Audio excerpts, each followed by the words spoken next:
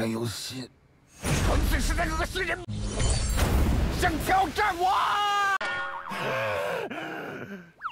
恭喜你成功浪费了人生中宝。我应该干什么？这游戏希望我。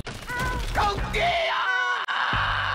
Halo para pecinta anime dimanapun kalian berada. Berjumpa lagi bersama Minboss nih. Tentunya di channel kesayangan kita semua, Boss Anime. Gimana nih kabar kalian semua bosku? Minboss doakan sehat selalu ya. Kita absen dulu lah. Kalian nonton keberapa nih di video kali ini? Tulis di kolom komentar ya. Dan pada kesempatan kali ini, Minboss akan menceritakan sebuah alur cerita anime yang masih baru banget nih. Anime ini berjudul The Richest Man in Game. Tapi sebelum kita masuk ke alur ceritanya, jangan lupa untuk like dulu video ini dan bantu sampai tembus ke 10.000 like lah. Agar Minboss semakin semangat nih untuk membahas alur cerita anime yang lebih menarik ke depannya. Gimana? Udah pada penasaran kan? Dan tanpa berlama-lama lagi, langsung saja kita menuju ke alur ceritanya. Sikat bosku!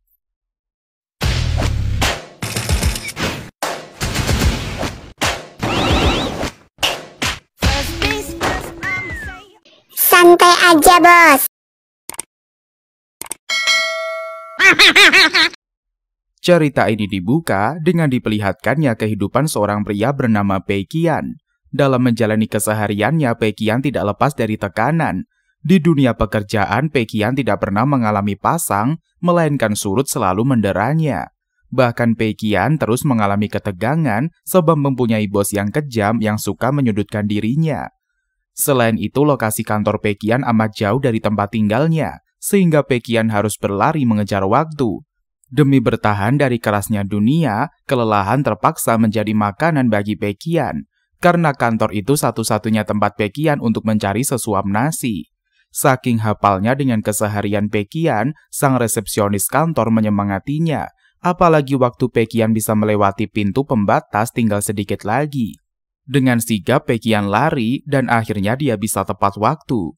Setibanya di kantor, Peikian melakukan rutinitas hariannya.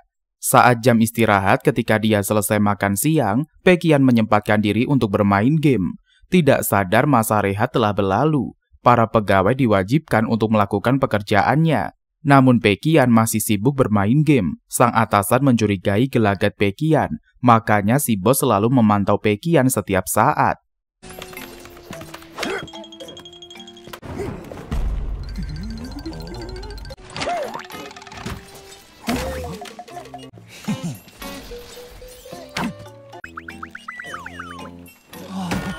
Tapi untungnya Peikian bergerak dengan sigap dalam menutupi aksi ilegalnya yang ngegame di jam kerja. Si bos pun tidak menyerah terus mengawasi pergerakan dari Peikian, hingga akhirnya jam pulang pun telah tiba. Peikian mengambil langkah 1000 untuk pergi dari kantor. Sayangnya aksi Peikian dihentikan oleh bosnya. Lantas bos menagih laporan yang ditugaskan kepada Peikian untuk dibuat. Dalam situasi demikian, Peikian menghayalkan bagaimana cara dia menolak permintaan dari bosnya. Menurut masa tegat, laporan itu harusnya diberikan pada hari Rabu. Makanya tidak masuk akal kalau bos meminta Peikian menyerahkan laporannya sekarang juga. Tindakan berontak dari Peikian mendapatkan ancaman pemecatan. Bukannya takut, Peikian malah berbangga diri. Bahkan Peikian menuntut bosnya dengan undang-undang ketenaga kerjaan. Hal itu membuat si bos menjadi tidak berkutik.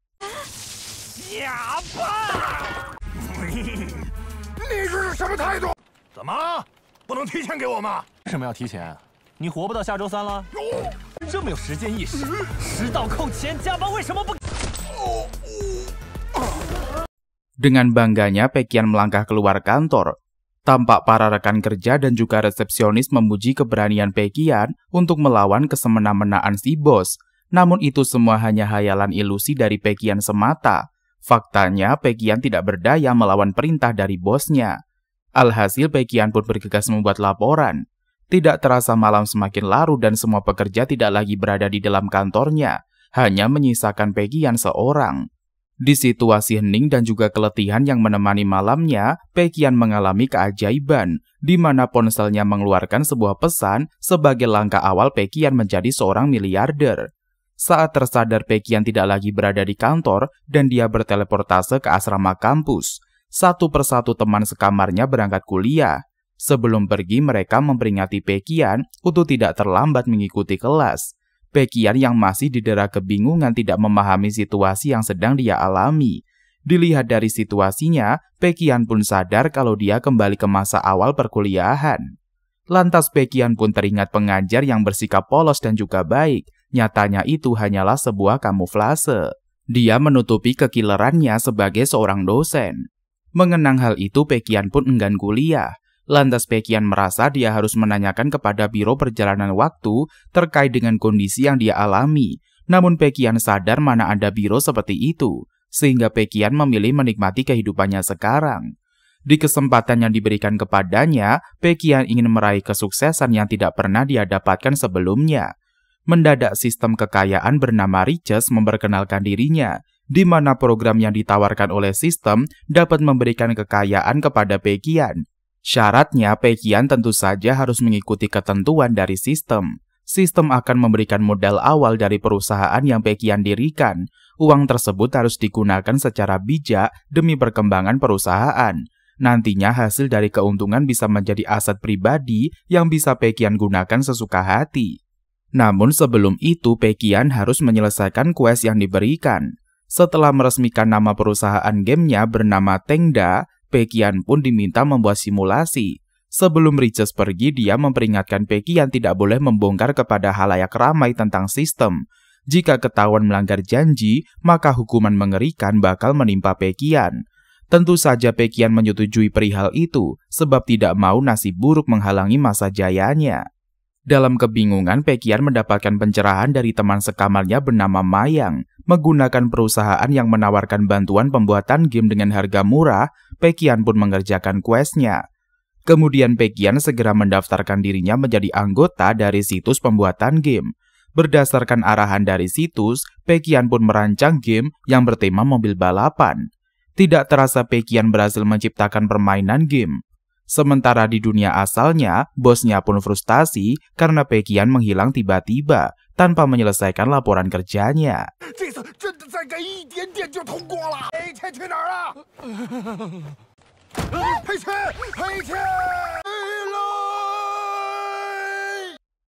Tampak suasana ramai di kos-kosan Baekhyun. Lalu tibalah Mayang membawa makanan pesanan dari Baekhyun. Setelah itu Mayang bergegas menyantap hidangan dengan lahap. Lantas temannya Mayang meminta dia menyelesaikan sarapannya sebab mereka akan ngegame. Kemudian Mayang memanggil teman kosan lainnya untuk memberitahukan kalau permainan game akan dimulai. Saat diajak untuk ngegame, Baekhyun menolaknya karena semalaman dia tidak tidur nyenyak.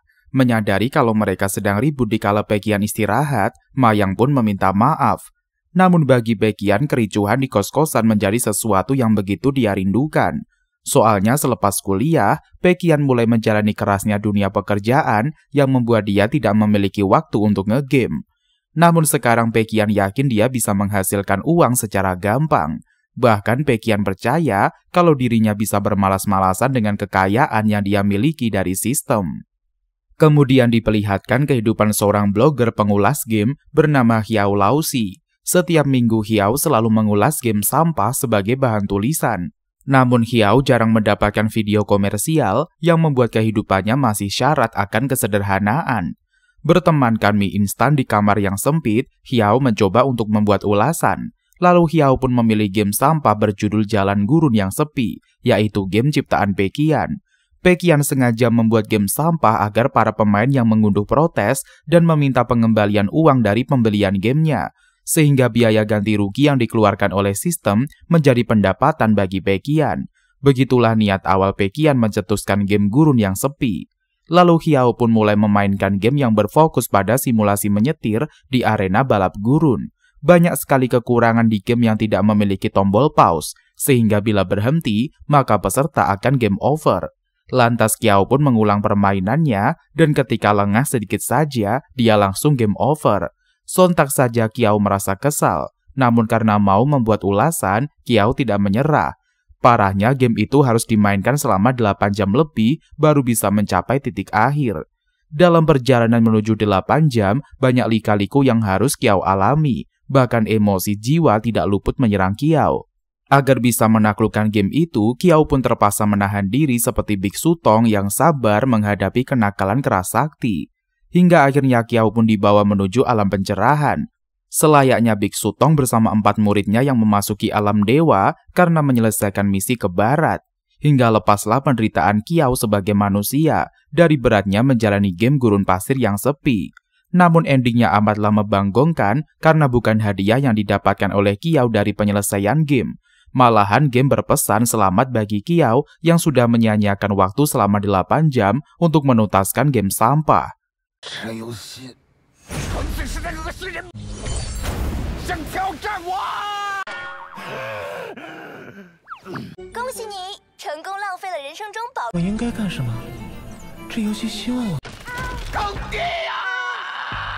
Keesokan harinya Peiqian meminta Riches untuk memberitahukan soal aliran uang di sistem.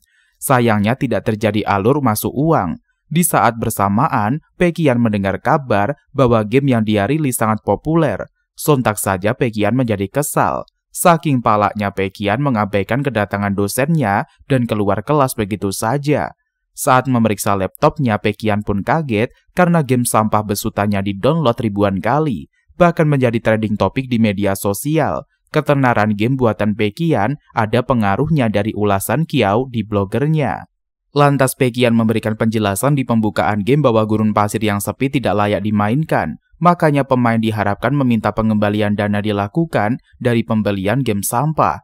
Sayangnya para player tidak marah dan mereka malah memaafkan Peiqian yang sudah menciptakan game sampah itu. Sontak saja Peiqian semakin galau dan tidak tahu bagaimana caranya agar membuat para player meminta dananya dikembalikan. Akibatnya Peiqian menjadi galau sebab dia gagal menjadikan uang perusahaan sebagai uang pribadi. Sehingga Peiqian cuma bisa menikmati laba bersih yang diraup perusahaan dari keuntungan penjualan game. Sementara manajer Qian memberikan laporan dari situs Esro kepada atasannya, ada satu studio game sampah yang pengunduhannya sangat tinggi. Namun manajer Qian tidak tertarik sebab harga gamenya memang sangat murah. Makanya manajer Qian menganggap tidak ada untungnya untuk membeli perusahaan game kecil. Akan tetapi Presidirli tidak berpikiran demikian. Yang dia inginkan bukanlah uang, melainkan kesenangan memonopoli pasar. Karena manajer Qian tidak sejalan dengan pemikirannya, Presidirli kemudian memecatnya.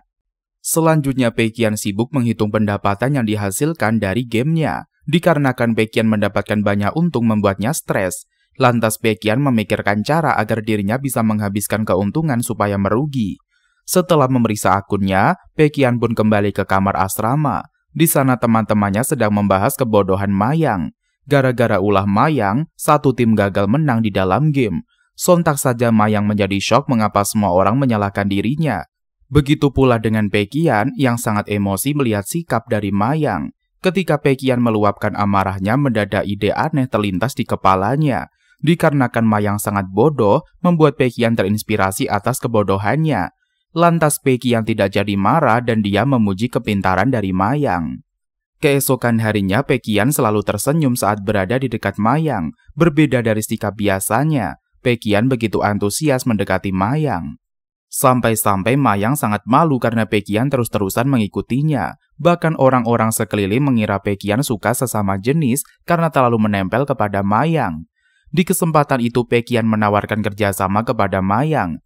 Mereka akan membuat game bareng sembari memikirkan ide kreatif. Awalnya Mayang menolak karena pembuatan game pastinya harus memiliki budget yang mahal. Namun Peiqian meminta Mayang tidak usah khawatir. Masalah biaya, dia sudah memikirkan dengan matang. Peiqian memberitahukan sebelumnya dia telah berhasil membuat game dan mendapatkan uang yang banyak. Sontak saja Mayang auto bersemangat.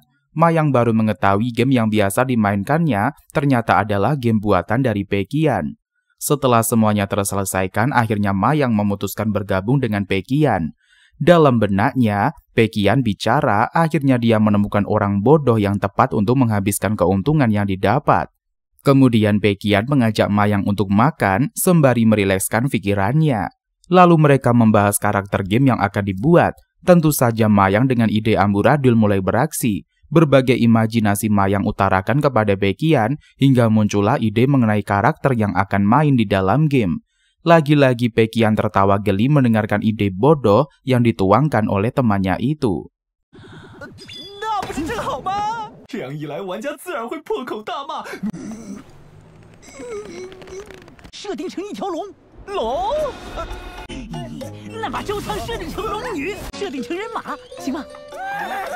快来，把武松设定为老虎。 Setelah itu Mayang mencari referensi dari berbagai buku agar bisa menemukan ide dalam pembuatan game. Keantusiasan Mayang membuat Baekhyun tertawa geli. Sepertinya Mayang ingin meminimalisir budget agar tidak merugi. Berbeda dengan pikiran Baekhyun yang ingin mengeluarkan anggaran banyak dalam menciptakan game terbaru. Di momen itu Baekhyun mengatakan Mayang telah lulus uji coba. Secara resmi Mayang diterima menjadi anggota di perusahaan Tengda. Sontak saja Mayang merasa senang dan dia langsung memberikan hormat kepada bos Baekhyun. Setelah mendapatkan satu anggota, Baekhyun pun ingin mencari tim lainnya yang bisa mengedit. Berbeda dari orang kebanyakan, Baekhyun malah ingin mencari desain amatir yang masih pemula. Maka dia men-scroll pencarian di laptop dan segera mendapatkan kandidat terbarunya. Setelah mengobrol, kedua bestie pun segera merayakan awal mula kerjasama mereka. Mayang sangat bersyukur karena Baekhyun bisa memberinya gaji bulanan sebesar 6 juta. Di dalam benak Baekhyun, jika bukan karena sistem mendapatkan gaji 6 juta, mungkin dia bisa memberikan lebih untuk Mayang. Kelebihan yang dimiliki Mayang adalah sifat polosnya yang benar-benar lugu. Setelah itu Baekhyun mengajak Mayang mengobrol sembari naik perahu sampan. Di sana mereka membahas karakter game dan juga desain yang akan digambar. Namun seperti biasa, Baekhyun mencegah Mayang mendesain gambar dengan baik, beralasan tema game mereka adalah game sederhana. Sedari tadi Pak sopir sampan kaget menyaksikan kemesraan kedua pria hingga membuatnya menjadi ilfil.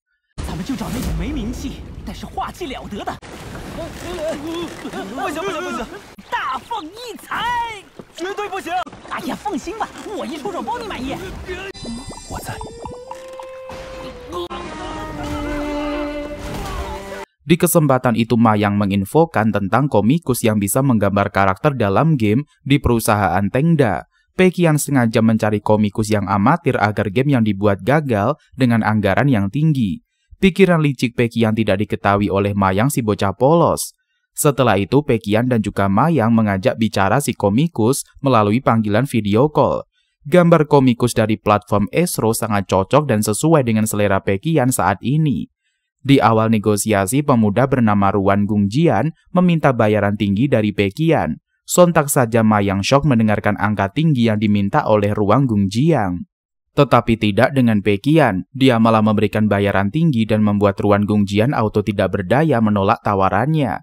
Alhasil telah diputuskan kerjasama antara perusahaan Tengda dengan komikus Ruan Gungjian. Setelah itu Ruan mengajak teman-temannya berkumpul membahas job baru yang akan digarap. Sayangnya mereka ragu karena penawaran yang diberikan Baekhyun sangat tidak masuk akal. Namun Ruan meyakini timnya untuk menggarap job tersebut. Apalagi Baekhyun sangat memberikan kemudahan bagi kinerja tim mereka. Ditambah Baekhyun telah membayar uang muka langsung sebagai bentuk kerjasama di antara kedua belah pihak. Ruan and the Gang pun diberikan waktu 2 minggu untuk mengumpulkan hasil desain mereka. Dengan antusias, Ruan CS berusaha keras untuk mengerjakan job sesuai tenggat waktu yang sudah diberikan. Sampai akhirnya tibalah waktu pengumpulan. Mayang menginfokan kepada Baekhyun, geng Ruan telah mengumpulkan hasil kerja mereka. Dengan santuinya Baekhyun mengatakan dia yang akan mengunggah game terbaru mereka ke media. Sebelumnya Mayang sudah 2 kali memainkan game itu sebelum di-launching. Kini giliran Baekhyun yang memposting peluncuran game dari perusahaan Tengda. Selanjutnya Mayang pun menunjukkan hasil mahakarya Ruan kepada Baekhyun. Sontak saja Baekhyun shock dan dia baru menyadari kalau hasil gambar buatan Ruan and the Gang sangatlah bagus. Padahal dia sangat membutuhkan komikus amatiran agar game yang di-launching merugi alias tidak laku. Lantas Baekhyun sangat murka karena hasil tidak sesuai dengan harapannya.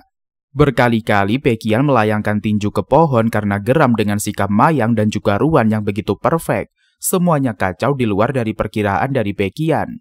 Tidak lama keluar hasil dari game Jenderal Hantu yang baru saja dirilis. Ternyata begitu banyak orang yang berpartisipasi mendownload game baru dari perusahaan Tengda. Sontak saja Baekhyun lagi dan lagi auto kesal. Dia tidak percaya orang-orang mau mendownload game ampas buatan mereka.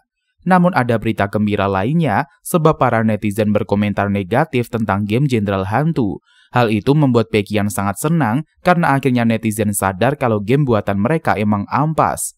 Membaca komentar buruk itu membuat Ruan menjadi kesal. Begitu pula dengan timnya, mereka tidak menyangka job yang didapat berasal dari perusahaan Tengda.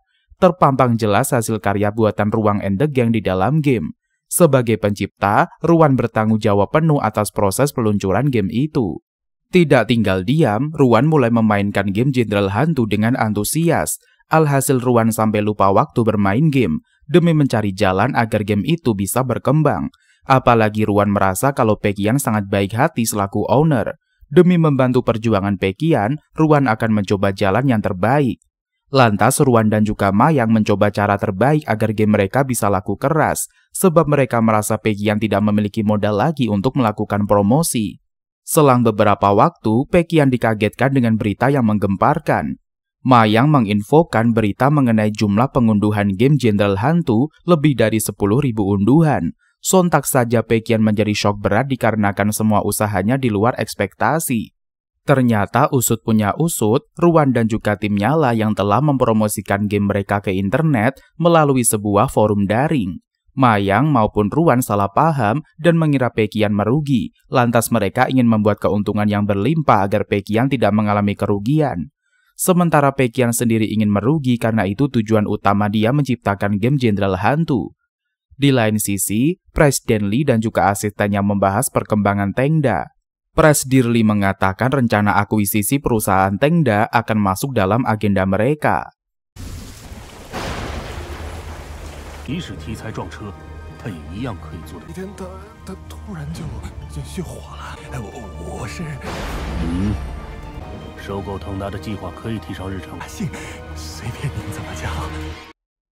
Selanjutnya Pekian dihubungi oleh admin online game untuk memberitahukan game Jenderal Hantu masuk ke puncak pencarian teratas. Lantas Pekian meminta agar admin menghapus game perusahaan Tengda yang baru saja launching itu, sebab dia tidak ingin game Jenderal Hantu sukses karena tujuan awal membuat game itu adalah agar dia merugi. Namun sistem memberikan peringatan kepada Pekian bahwa hal tersebut dilarang. Alhasil Pekian mengurungkan niatnya menghapus game Jenderal Hantu dari pencarian. Setelah itu Pekian sibuk mencari cara lain agar bisnis barunya merugi. Apalagi saat ini sistem konferensi kekayaan mendeteksi keuntungan yang melipat dari akun milik Pekian. Tidak hanya itu saja, Pekian pun juga dikejutkan dengan berita lainnya. Capital Fuhui menghubungi pihak Tengda karena ingin mengakuisisi perusahaannya. Bahkan mereka mampu membayar dengan harga yang fantastis. Sontak saja Pekian makin syok, tapi dia tidak boleh gegabah mengambil keputusan. Jika Pekian menerima tawaran dari Capital Fuhui, maka sistem akan memberikan peringatan keras. Lantas mau tidak mau Pekian harus menolak tawaran dari Capital Fuhui agar tidak melanggar peraturan dari sistem. Setelah itu asisten Capital Fuhui melaporkan jawaban dari perusahaan Tengda kepada Presiden Lee. Dia mengatakan Pekian menolak penawaran yang diberikan Capital Fuhui. Dan lebih mengejutkan lagi, Pekian memberikan penawaran lain. Perusahaan Tengda bersedia memberikan investasi kepada Capital Fuhui. Sontak saja Presiden Lee semakin tertantang menghadapi perusahaan Tengda. Setelah mengobrol panjang lebar dengan Mayang, akhirnya Pekian mendapatkan ide untuk menghabiskan kekayaannya tanpa melanggar peraturan dari sistem. Pekian ingin membuat perusahaan dan memiliki banyak karyawan. Sebelum perusahaan berdiri, Pekian membutuhkan sosok sekretaris yang multitalenta. Lantas Pekian mengajak Mayang pergi ke biro jasa untuk mencari kandidat sekretaris perusahaan. Setelah tiba di sana, manajer Lo memberikan daftar nama karyawan yang memiliki talenta seperti keinginan dari Pekian. Singkat cerita, Pekian berhasil menemukan kandidat baru, yaitu Shin Hailu. Tanpa sengaja di sana Pekian melihat Lin Wan yang antusias melihat video game Jenderal Hantu. Pekian mengatakan game Jenderal Hantu hanyalah sebuah game ampas pada umumnya. Sontak saja Lin Wan marah mendengar tanggapan dari Pekian. Tanpa Lin Wan sadari, Pekian adalah owner dari perusahaan Tengda. Padahal tujuan utama Lin Wan pergi ke sana adalah ingin melamar kerja di perusahaan Tengda. Lantas manajer Lau menginfokan kepadanya, Pekian adalah owner dari perusahaan Tengda. Dengan sigap Lin Wan mengejar Pekian yang baru saja meninggalkan perusahaan biro jasa. Sialnya Lin Wan kalah cepat karena taksi yang dinaiki oleh Pekian sudah melaju kencang. Selanjutnya Shin pun berada di coffee shop yang dikunjungi oleh Presiden Pei. Lantas Pekian kelihatan antusias menunggu asisten barunya. Di kesempatan itu seorang wanita cantik dan juga tegas muncul menghampiri Pei. Lantas Shin Hailu memperkenalkan dirinya sebagai kandidat terbaik yang cocok bekerja sama bareng Pei Qian. Kemudian Pei Qian juga sangat senang menyambut kedatangan Shin sebagai karyawan barunya. Ketika sampai, Pei Qian segera bertemu dengan staf makelar bangunan. Bahkan Pei dipuji karena memiliki perusahaan startup yang bagus. Tanpa basa-basi, mereka pun segera membicarakan harga bangunan itu. Namun Pei sama sekali tidak gentar mendengarkan harga fantastisnya. Setelah itu Pei Qian membicarakan tentang dekorasi ruangan bersama asistennya. Shin menyadari sejak tadi Presdir hanya memikirkan nasib karyawan. Seusai semuanya beres, Pei Qian mulai menyerahkan tugas kepada Shin untuk masalah kantor. Sedangkan Pei Qian akan bersiap untuk merekrut anggota. Ketika di apartemen, Pei Qian bersantai sambil memikirkan karyawan. Lalu Pei Qian bergumam supaya perusahaan lebih rugi, orang kepercayaan seperti Mayang belum cukup. Makanya Pei Qian perlu mencari bakat lain seperti Bao Shu, sebab dengan pekerjaannya Bao Shu dapat membantunya membuat kerugian. Langsung saja Pei Qian bergegas mengunjungi warnet tempat Bao Shu bermain. Tanpa berlama-lama Pei Qian segera merekrutnya. Faktanya Bao Shu merupakan joki game yang terkenal. Apalagi mencari seorang pemain game seperti Bao dan menjadikannya seorang karyawan adalah hal yang keren. Awalnya Bao Shu menolak, tapi saat mendengar keuntungan dari Pei Qian, membuat dia menjadi tergiur. 公司里电脑都是最顶配，这游戏满意吗？但是没人比你更懂这游戏。信封里有我的名片，考虑清楚，你难道不想做出一款你认为最完美的？不用考虑。 Setelah usai bekerja, Pei Qian segera pulang untuk istirahat. Keesokan harinya Pei Qian melihat Wang ingin melamar pekerjaan ke tenda. Lalu Pei Qian mengajak Wang berbincang. Ternyata Wang masih bekerja di perusahaan lain. Namun saat dia datang saat jam istirahat agar bisa mencari batu loncatan. Akan tetapi Wang malah ketemu dengan seniornya yang juga ingin melamar ke tenda. Hanya saja Liu terlalu sombong dan membuat Pei Qian menjadi kesal. Tidak lama mereka sampai di kantor sehingga Pei Qian disapa oleh semua orang. Lalu Wang pun menjadi shock, ternyata Pei Qian adalah bosnya. Tanpa berlama-lama mereka pun segera melakukan wawancara. Tidak terduga Wang diterima bekerja dengan gaji yang fantastis. Karena bagi Pei Qian memakmurkan karyawannya adalah salah satu tujuan demi mendapatkan kerugian.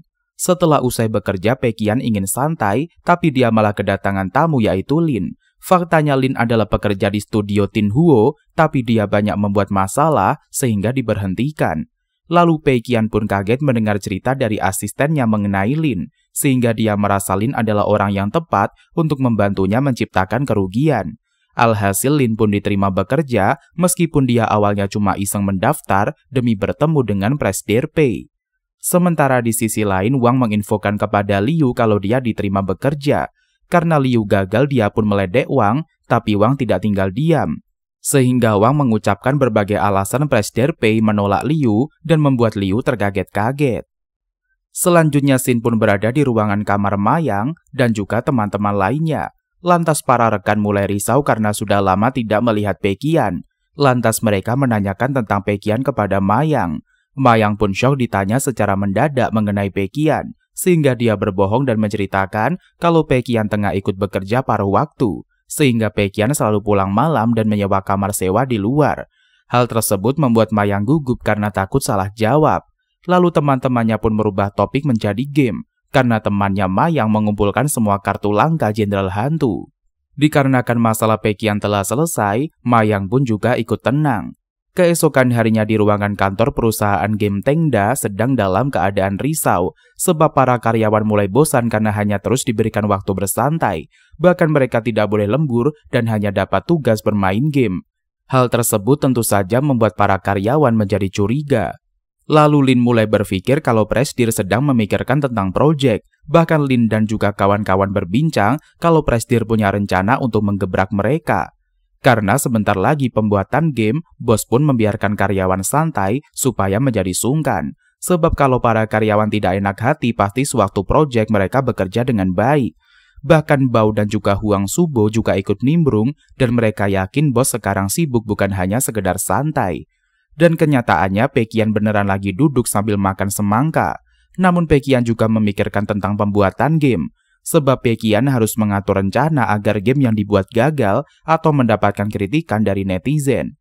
Langsung saja Pekian datang berkunjung ke kantor untuk menginfokan kepada karyawan tentang proyek yang akan dia buat. Setibanya di kantor, Pekian segera memberikan motivasi kepada para karyawan. Namun Pekian memberikan tugas khusus kepada Bao dan juga Huang Subo untuk memimpin proses pembuatan. Alhasil para karyawan dibubarkan karena jam kerja sudah habis. Lalu Pekian pun mengajak Huang Subo beserta Bao pergi ke ruangan. Pekian menjelaskan tentang syarat game yang ingin dibuat.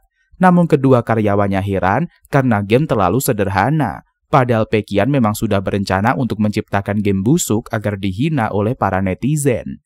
Hanya saja Huang Subo dan juga Bao tetap menerima permintaan dari Pekian, tapi mereka akan berusaha menciptakan game yang bagus meskipun dengan standar biasa. Tampak Pekian begitu senang karena menyelesaikan tugas hari ini. Dikarenakan telah selesai, Pekian pun bersiap untuk pulang. Akan tetapi kenyataannya Huang Subo bersembunyi untuk lembur, sehingga saat Pekian pulang, Huang Subo segera keluar dari persembunyiannya. Tanpa berlama-lama Huang Subo beserta Bao langsung bekerja dan mereka mulai mengatur ide pembuatan game. Lantas Bao mengatakan kepada Huang Subo mengenai persenjataan dan juga musuh pada game.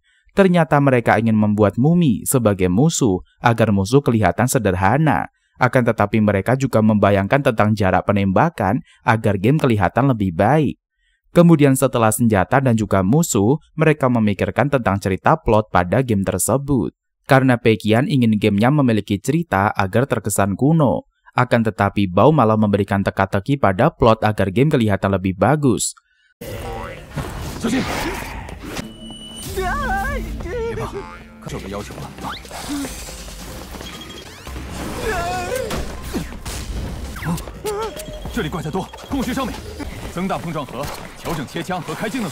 Setelah usai memikirkan strategi pembuatan game, mereka pun mulai merancangnya. Tanpa berlama-lama, Bao dan juga Huang Subo segera beraksi lembur menyiapkan segala hal. Bahkan hingga jam 9 pagi mereka masih berada di kantor untuk menyiapkan tugas. Tidak lama Mayang muncul memasuki kantor dan dia mencurigai Huang Subo ikutan lembur. Padahal yang boleh lembur di kantor hanyalah Bao sebab bermain game adalah kesehariannya setiap hari. Sementara di sisi lain, nona besar Shen Hua sedang menghadiri pesta di acara sang ayah. Tampaknya nona besarnya adalah Lin yang bekerja di kantor Pekian. Lantas ayah mengatakan kesenangannya karena anaknya sudah berhenti main game. Namun ternyata Lin malah lanjut part 2 dan dia menceritakan tentang tempat bekerja barunya yang membuat sang ayah menjadi lebih shock. Selanjutnya Xin pun berada di ruangan kantor Tengda. Tampaknya Huang Subo sedang sembunyi-sembunyi untuk melanjutkan lembur. Lalu Bao mengatakan kepada Huang Subo agar tidak perlu lembur berlebihan karena jadwal mereka tidak terlalu padat. Tanpa berlama-lama mereka pun segera melakukan pekerjaan. Lantas Huang Subo mempertanyakan kepada Bao mengenai saran perencanaan game. Akan tetapi Huang Subo malah shock setelah mendengar segala ucapan Bao yang terlalu rumit.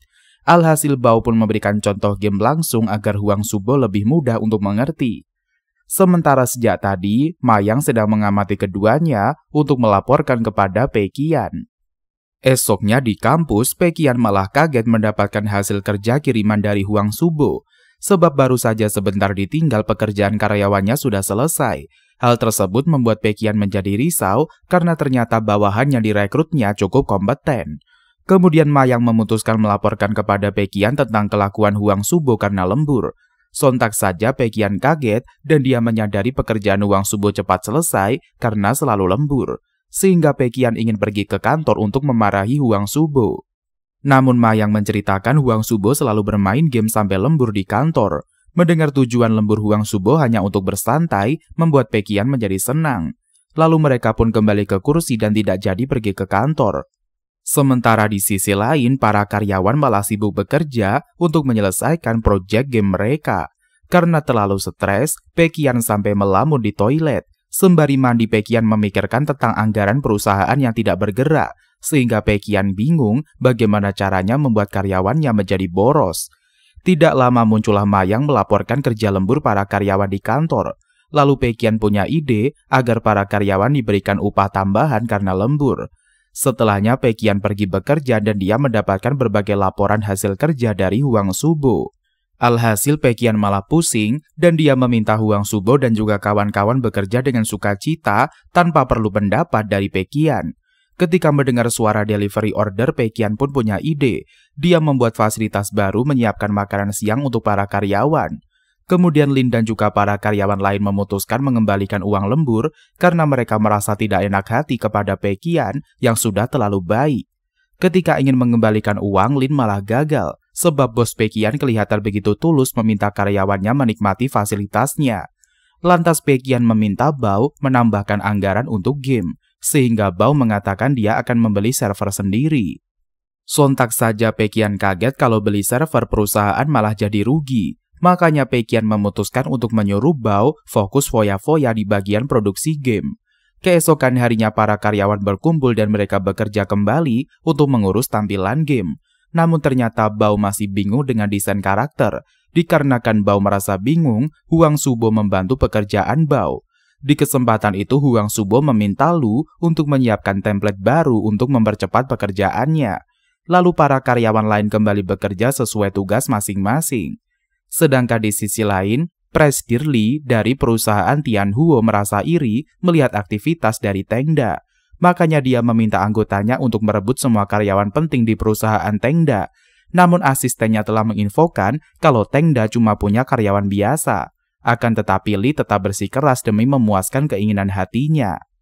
Tampaknya Pekian lagi belajar di kampus seperti biasanya. Kemudian dosen memanggil namanya untuk mengabsen. Akan tetapi Pekian malah kaget setelah Mayang menghubunginya dan melaporkan tentang Presidir Li yang ingin merebut karyawan Tengda. 是马上就要到期末了，想认识一下大家。谦呐，老师注意到你从不旷课，露出来了。裴谦，到。我走啊！你说什么？马阳，你。 Selanjutnya Pekian memutuskan untuk segera kembali ke kantor setelah mendapatkan informasi buruk. Ketika sampai, Pekian dikejutkan dengan suasana kantor yang hening. Sepertinya pihak studio Tianhuo telah mencuri semua karyawan Pekian.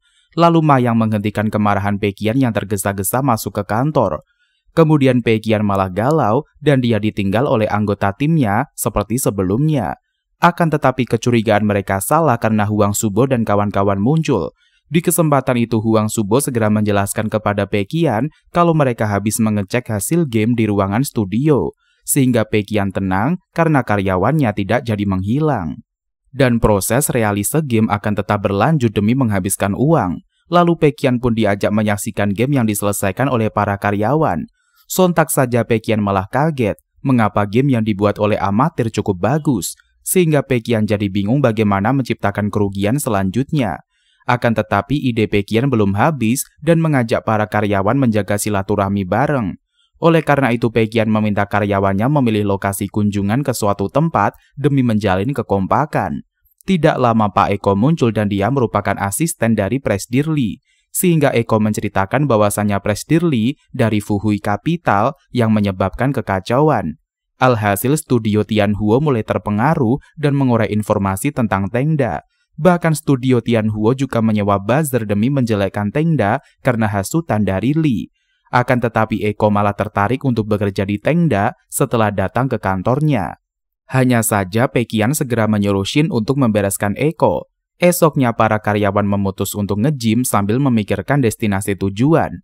Lalu Huang Subo dan kawan-kawan berbincang dan menanyakan pendapat dari Lin. Sebab Lin adalah orang yang paling mengenal bos Pekian. Kemudian Lin mengatakan lokasi studio Tianhuo. Segeralah mereka mempersiapkan diri untuk berkumpul dalam acara kekompakan. Malamnya Pekian dan kawan-kawan masak di restoran menghabiskan anggaran kantor. Namun ternyata masih kurang sehingga Pekian mengatur penginapan. Keesokan harinya, Pekian dan kawan-kawan memutuskan untuk berkunjung ke studio Tianhuo. Ketika sampai mereka disambut dengan hangat. Namun awalnya pihak studio merasa curiga dengan kedatangan mereka. Kemudian Pekian bertemu dengan Presidir Zuo sehingga mereka segera berjabat tangan. Sementara para karyawan Pekian memilih berkeliling studio Tianhuo. Lalu sekretaris Kim meninggalkan Zuo bersama dengan Pekian. Lantas Pekian dan juga Zuo mulai berbincang dan ingin memperlihatkan koleksi figur game studio Tianhuo. Namun para karyawan Pekian muncul dan mereka tidak sadar kalau di sana ada Zuo.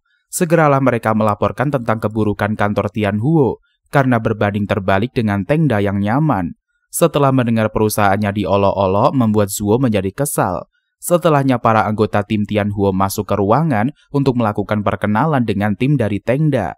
Lantas Mayang mulai bertanya tentang lembur di kantor Tianhuo. Bahkan Mayang juga kepo soal uang lemburnya. Namun Zuo menjawab di kantornya tidak menyiapkan fasilitas uang lembur. Alhasil para karyawan Tengda dibuat terkejut karena tidak ada perusahaan yang sebaik Tengda. Lalu Kim pun balas dendam dan dia ingin mempermalukan Lin karena pindah ke perusahaan startup. Peiqian menguatkan Lin untuk maju memperkenalkan perusahaan mereka, sehingga Lin kaget secara tiba-tiba Peiqian memanggilnya sebagai supervisor. Langsung saja Lin menjelaskan tentang seni yang dibangun oleh presidir Peiqian dalam game. Mendengar keindahan ungkapan kata Lin membuat para karyawan Tianhuo menjadi kagum. Alhasil pihak Tianhuo malah merasa dipermalukan. Di kesempatan itu Zuo pun bangkit dan dia akan memperkenalkan proyek game terbaru Tianhuo dengan bangga. Selanjutnya Shin pun berada di ruangan rapat studio Tianhuo. Tampaknya presidir Zuo begitu bersemangat memperkenalkan game baru Tianhuo yang bernama Jejak Peluru. Sepertinya Jejak Peluru akan menyaingi penjualan pada game anjungan lepas pantai milik Tengda. Oleh sebab itu Zuo terus-menerus membanggakan permainan gamenya. Sepertinya para karyawan Tengda dibuat gugup melihat performa baik dari studio Tianhuo. Sementara itu Peiqian malah santai, dia malah kelihatan begitu senang, dikarenakan game anjungan lepas pantai sudah pasti dikalahkan oleh game Jejak Peluru. Lantas Huang Subo dan juga karyawan lain khawatir dengan perasaan dari Peiqian. Setelah melakukan kunjungan ke studio Tianhuo, tim Tengda segera menyiapkan game mereka, sebab anjungan lepas pantai harus mengimbangi, bahkan menyanyi range dari Jejak Peluru. Sedangkan Peiqian malah sibuk mengatur agar para karyawan mendapatkan cuti, sebab dengan memberikan hari libur, pasti karyawan terlena dan malas untuk bekerja. Namun ternyata lain, mereka malah mempercepat pengerjaan game. Lalu Peiqian pun malah shock mendapatkan kabar kemajuan dari timnya. Langsung saja Peiqian meminta Shin mengatur acara perayaan kekompakan. Oleh sebab itu para karyawan berkumpul bareng Peiqian agar mempererat hubungan kekeluargaan. Langsung saja para karyawan menikmati hidangan makan malam yang disiapkan oleh Peiqian. Bahkan mereka minum minuman sambil berkaraoke. Akan tetapi acara yang terjadi malah mengharukan karena Bai dan juga karyawan lain terharu dengan kebaikan bos mereka. Oleh sebab itu para karyawan terus mabuk-mabukan sambil menikmati waktu bersantai. Akhirnya tiba masanya untuk meluncurkan game. Hanya saja para karyawan malah gagal merealise game secara bersamaan dengan Tianhuo. Bahkan mereka ketinggalan jauh akibat kesorean. Tidak lama Lin muncul dan dia terlambat bangun karena terlalu mabuk. Hanya saja game tetap diluncurkan meskipun ketinggalan jauh dari Jejak Peluru. Namun sayangnya promosi game anjungan lepas pantai sangat rendah, makanya jarang dikenal. Lalu para karyawan memutuskan untuk meminta anggaran kepada Shin mengenai promosi. Lantas Shin mengatakan kegelisahannya sebab bos belum menyiapkan anggaran endorsement. Di kesempatan itu Lin turun tangan, dia akan mengurus bagian promosi. Selanjutnya Lin pun berkumpul bersama Wang dan juga Bao. Di kesempatan itu Lin menceritakan tentang Zeji Chensa. Sontak saja Lin terkejut ternyata Bao mengetahui soal Zenzi. Lantas Bao menyahut mustahil tidak mengenalinya karena Zeji sangat terkenal di dunia e-sport game. Kemudian Lin menjelaskan setelah Zeji bermain game anjungan lepas pantai, pasti dia sangat menyukainya. Hal tersebut membuat Lin dan kawan-kawan semangat untuk menunggu kabar dari Zeji. Tampaknya Zeji lagi menguji permainan game anjungan lepas pantai. Di kesempatan itu Zeji dibuat shock karena melihat harga salah satu senjata spesial yang begitu mahal, sehingga Zeji auto kaget dan semakin penasaran. Kemudian Zeji langsung memainkan game dan dia begitu kepo melihat tantangan game anjungan, apalagi Zeji mengira game tersebut sangatlah ampas. Kemudian Zeji bertemu dengan karakter NPC wanita bisu. Awalnya Zeji kira NPC merupakan karakter beban, namun ternyata sewaktu Zeji terluka diserang oleh mumi NPC membantunya untuk memulihkan luka Zeji. Alhasil Zeji pun auto bersemangat bangkit dan mengalahkan musuh. Lantas Zeji mulai tergila-gila dengan game anjungan lepas pantai karena memiliki pesan moral yang keren. Bukan hanya itu saja, justru pemain epic seperti Zeji bisa dikelabui oleh game karena teka-tekinya. Setelahnya Zeji pun memutuskan untuk berkunjung ke kantor anjungan lepas pantai, sehingga secara otomatis para wartawan mendatangi kantor itu. Sebab orang populer telah muncul meramaikan game anjungan. Alhasil tanpa melakukan apapun, Lin dan kawan-kawan bisa mempromosikan anjungan lepas pantai. Setelah wartawan bubar, Zeji malah mengecek senjata spesial di game. Lalu Zeji mengatakan dia telah membeli senjata dengan uang pribadinya.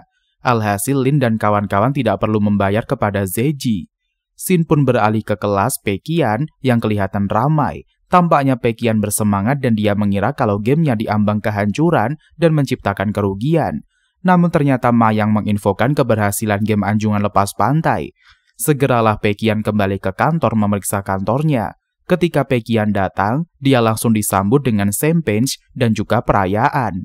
Kemudian Pekian masuk ke ruangan untuk menenangkan diri. Di kesempatan itu Pekian berpikir ada yang telah berkhianat dalam proyek. Padahal Pekian telah merencanakan kekacauan, tetapi malah untung besar. Lalu Pekian meminta Wang menuliskan berbagai kegiatan yang dilakukan oleh seluruh staf. Namun ternyata yang menjadi penyusup adalah Pekian. Sebab semua ide busuknya dalam game ternyata membuat perkembangan pesat di anjungan lepas pantai. Alhasil Pekian memutuskan untuk menenangkan dirinya.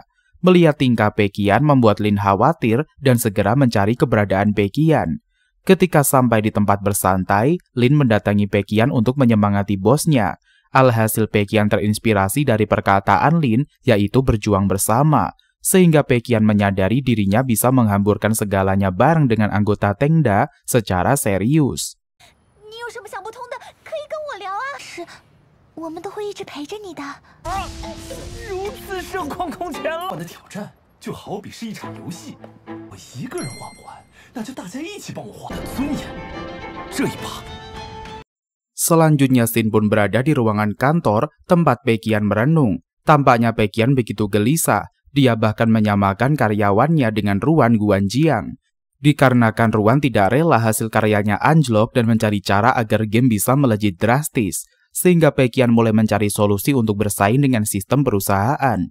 Lantas Pekian kebingungan bagaimana caranya meraup keuntungan dari hasil foya-foya uang kantor. Pekian berpikir keras dan mempertanyakan kepada sistem mengenai anggaran yang dikeluarkan. Namun lagi-lagi sistem memberikan syarat agar Pekian tidak sembarangan mengeluarkan uang. Apalagi sistem pasti menolak permintaan jika berhubungan dengan urusan kantor. Kemudian Pekian mempunyai ide, dia akan memberikan kuota reimbus kepada para karyawannya. Alhasil Pekian pun lembur hingga malam memikirkan rencananya. Tidak lama Shin muncul dan menanyakan masalah Pekian. Awalnya Pekian menolak bantuan Shin. Namun setelahnya Pekian malah menanyakan pendapat Shin tentang cara membuat alasan. Sontak saja Shin kaget karena Pekian menyuruhnya membuat alasan agar kebutuhan pribadi bisa dialihkan ke ruangan kantor. Akan tetapi setelah mengalaskan alasan tentang karyawan, Shin pun auto memberikan dukungan kepada Pekian. Lalu Pekian dan juga Shin memikirkan tentang alasan yang cocok. Lantas Shin mendapatkan ide bagaimana kalau memberikan gaji tambahan serta fasilitas kartu belanja untuk masing-masing karyawannya. Sontak saja Pekian sangat senang setelah mendapatkan saran brilian dari Shin. Keesokan harinya Pekian dan juga para karyawan berkumpul masuk ke mall. Segeralah mereka membeli barang sesuai budget dari Pekian. Namun ternyata para karyawan malah segan sehingga Pekian membantu mereka belanja. Dan akhirnya Pekian juga memutuskan untuk ikutan menikmati kemewahan. Namun dia harus menggunakan anggaran demi pakaian dan juga alat kantor. Setelah belanja banyak, Pekian masih harus mengeluarkan sedikit uang agar total anggaran sesuai dengan keinginan dari Pekian. Alhasil Pekian membelikan parfum untuk Lin. Dikarenakan semua misi telah selesai, Pekian pun mengajak karyawannya untuk pulang. Keesokan harinya Pekian mengumpulkan para anggota untuk mengumumkan hal penting. Ternyata Bao dan juga Huang Xibo mendapatkan penghargaan karyawan terbaik. Hanya saja anehnya lagi Pekian malah memecat Huang sehingga Huang pun dibuat shock. Akan tetapi Pekian meralat pernyataannya dan dia mengatakan Huang Xibo akan diberikan modal usaha, sementara Bao dihadiahkan liburan panjang dan juga fasilitasnya. Alhasil para karyawan terharu melihat kebaikan hati dari Pekian. Padahal aslinya Pekian ingin menyingkirkan keduanya karena mereka begitu kompeten. Lalu jabatan Huang Xibo diambil alih oleh Lu. Kemudian Pekian berhasil meraih 20.000 yuan ke kantong pribadinya dari hasil bersaing dengan sistem perusahaan. Selanjutnya para karyawan menyemangati Huang Xibo karena telah mendapatkan modal usaha dari Pak Bos. Sehingga Huang Xibo diantarkan oleh sekretaris Shin sambil mengajaknya berbincang. Huang Zibo dan juga Shin melewati ruang Peiqian. Alhasil Shin bertanya apakah Huang Zibo ingin mampir ke ruangan Peiqian dulu. Namun sayangnya Huang Zibo menolak sebab Huang Zibo yakin Peiqian sedang dalam kondisi galau. Akan tetapi Huang Zibo salah karena sekarang Peiqian lagi bersemangat joget di ruangannya. Apalagi impian Peiqian menyingkirkan anggota kompeten sudah berhasil. Lantas Lu dan juga Lin bekerja sama untuk memproduksi proyek game terbaru. Oleh sebab itu mereka berdua berkumpul dengan Peiqian untuk membahas tentang game. Di kesempatan itu Peiqian mulai menuangkan idenya agar game yang dihasilkan tidak layak. Sebelumnya Peiqian terlalu mempercayai Huang Zibo beserta Bao, makanya dia kecolongan informasi. Dan akhirnya Peiqian memutuskan terjun langsung bersama kedua anggotanya dalam proyek. Alhasil Lu semakin galau dan dia tidak mengerti keinginan dari Peiqian sama sekali. Namun Lin tetap mempercayai Peiqian dan menyadari Peiqian punya tujuan lain. Apalagi Peiqian malah mengusulkan untuk membuat game aneh, karena Peiqian ingin mengungkapkan konspirasi dalam dunia pembuatan game. Alhasil Lu malah bingung mengapa Peiqian ingin menghancurkan reputasi dunia game. Peiqian bergumam sendirian, dia mengatakan game baru dibuat agar para pemain membenci game buatan Peiqian. Keesokan harinya Peiqian berkumpul dengan kedua anggota proyek baru. Langsung saja Peiqian memberikan arahan kepada Lin dan juga Lu untuk membuat game ampasnya. Setelahnya Peiqian mulai mendapatkan kiriman video dari Bao mengenai liburannya. Sedangkan Lu beserta Li lagi sibuk merekam suara. Karena Pei ingin Lu menjadi pengisi suara game demi kegagalan gamenya. Sehingga Lu pun merasakan stres akibat berulang kali melakukan tag. Alhasil Lin dan juga Lu malah berbincang tentang permainan game. Kemudian staf perekam berkomentar dan dia kepo mengenai pemain yang tidak mengikuti instruksi. Lu dan juga Lin segera menyampaikan pendapat mereka tentang berbagai kegagalan pada game. Namun sejauh ini perusahaan startup mereka tetap berkembang pesat karena memiliki maestro yaitu Peiqian. Setelah usai bekerja, mereka pun segera bergegas pulang. Sementara Peiqian malah menghubungi Shin untuk memberikan jatah liburan untuk para staf. Keesokan harinya Peiqian membawa koper untuk pergi liburan. Bahkan Peiqian juga memberikan jatah liburan untuk Mayang meskipun tim proyek masih harus bekerja. Selang beberapa waktu Peiqian terus dikirimkan video Bao liburan. Namun akhirnya Bao pulang dengan keadaan mengerikan. Lantas Bao meminta dipekerjakan lagi karena merasakan kekosongan. Alhasil Bao kembali bekerja tetapi dia cuma boleh main game. Ketika Lu menanyakan pendapat, Bao pun memasrahkannya kepada Lu. Karena sejak awal Peiqian berpesan untuk membiarkan Lu. Malamnya kantor didatangi oleh Huang Zibo karena dia merasa rindu dengan kantor. Lalu mereka berdua mempunyai ide untuk mengupgrade game milik perusahaan Tengda. Sehingga keesokan harinya, kantor pun digemborkan dengan berbagai pesan masuk. Alhasil para karyawan kaget mereka tidak menyangka game anjungan dan juga yang lainnya akan di-upgrade. Sontak saja Peiqian kaget mengetahui hal tersebut, sehingga dia meminta agar pelaku diselidiki. Sebab Peiqian merasa terancam jika gamenya malah berkembang pesat.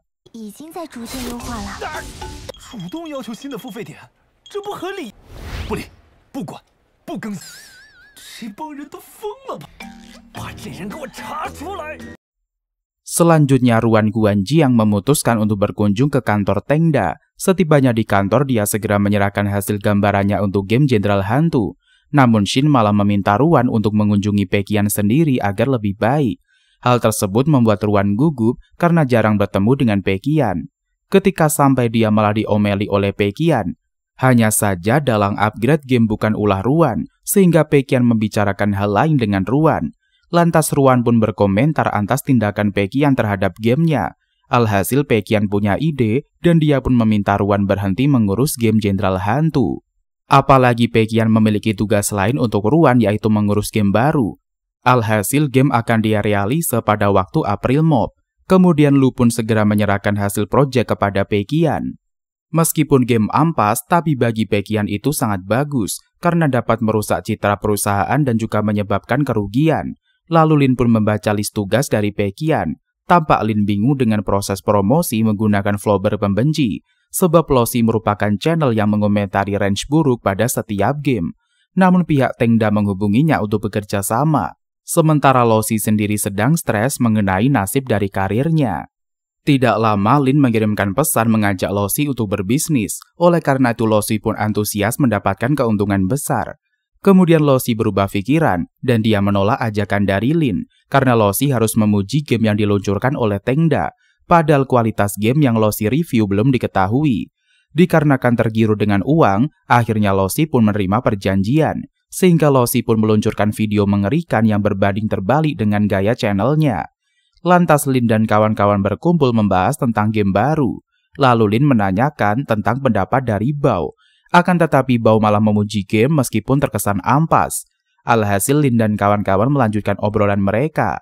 Keesokan harinya, video yang diupload oleh Losi menyebabkan kegemparan.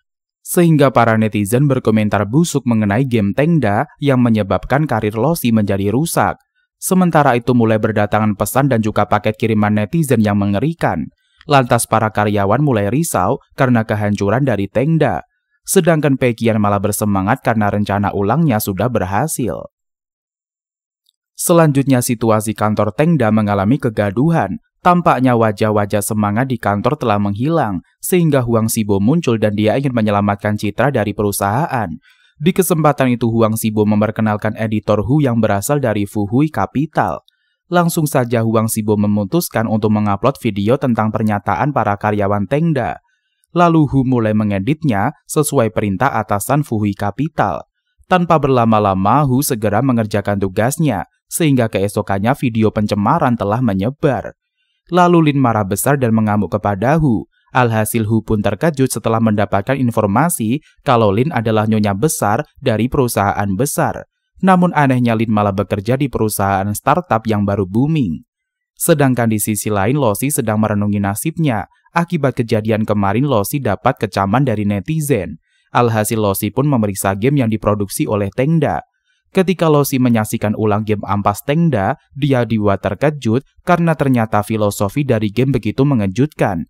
Ternyata setiap potongan video game menginfokan balik layar pembuatan game. Sehingga Losi pun ikut sedih karena para pemimpin selalu menyalahkan dan juga menjudge pekerjanya. Hal tersebut mengingatkan Losi dengan kisah hidupnya. Alhasil setelah menemukan banyak informasi baru, Losi pun segera membuat video pembelaan terhadap Tengda.